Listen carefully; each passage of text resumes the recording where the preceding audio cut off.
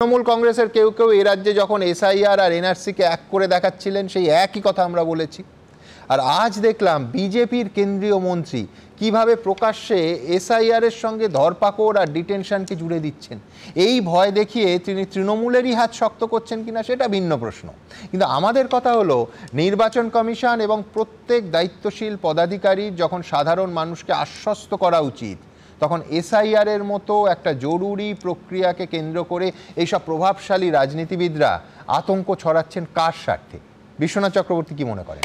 2024 সালের লোকসভা নির্বাচনের জাস্ট প্রচার পর্ব শুরু হবে শান্তনু একের পর এক সিএ নিয়ে বক্তব্য রাখতে লাগলেন। শান্তনু সিএ নিয়ে যখনই বক্তব্য শুরু করলেন, মমতা বন্দ্যোপাধ্যায় লোফাবল পেয়ে গেলেন। তিনি সিএর কাউন্টার হিসাবে এনআরসি নিয়ে সর্বত্র প্রচার করতে লাগলেন। ফলাফল কি?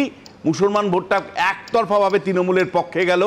এবং শুধু তাই নয়, সিএ নাগরিকত্ব যেহেতু দ্রুততার সাথে দিতে পারেনি, বহু মতুয়ারাও কিন্তু শান্তনুদের এগেনস্টে অর্থাৎ বিজেপির এগেনস্টে ভোট করলো।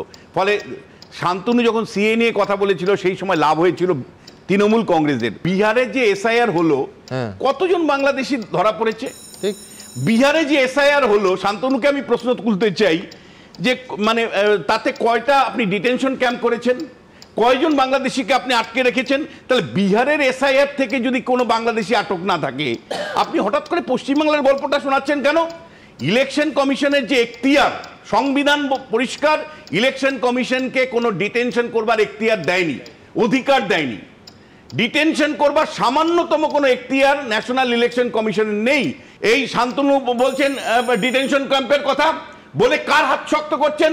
মমতা বন্দ্যোপাধ্যায়, অভিষেক বন্দ্যোপাধ্যায়, যারা মানে একেবারে মানে অপেক্ষা করে থাকে যে কখন মানে ওই ডিটেনশন ক্যাম্প নিয়ে কথা বলবে বিজেপি। সঙ্গে সঙ্গে আমরা এনআরসির গল্প শোনাবো, গল্প শুনিয়ে আমাদের গত 5 বছরের যে অনাচার, অবিচার, অত্যাচার, দুর্নীতি সমস্ত ঢেকে দিব শুধুমাত্র এনআরসি গল্প বলে। ফলে পরিষ্কার আপনাকে বলতে চাই যে একেবারে বিজেপি ক্যালকুলেটিভলি কিন্তু আমি বলছি তৃণমূল কংগ্রেসকে এই 26-এর নির্বাচনে সাহায্য করবার জন্য শুভেন্দু থেকে শুরু করে এরা কিন্তু একের পর এক আমি বলছি লুফা বল কিন্তু দিচ্ছে।